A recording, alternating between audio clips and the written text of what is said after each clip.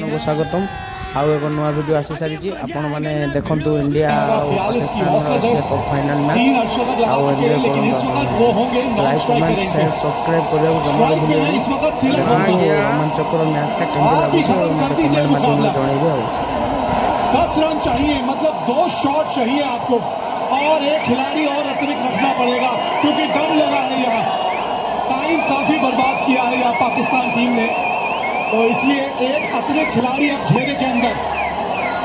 10 run 6 गेंदे, 2 की मांग है, भागिए 2 यहाँ पे। ये भागेंगे।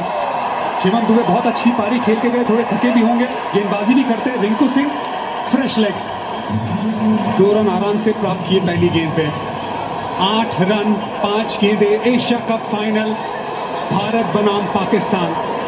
ये जो बात चलती है मुकाबले की, ये मुकाबला डिजर्व करती है ये गेम।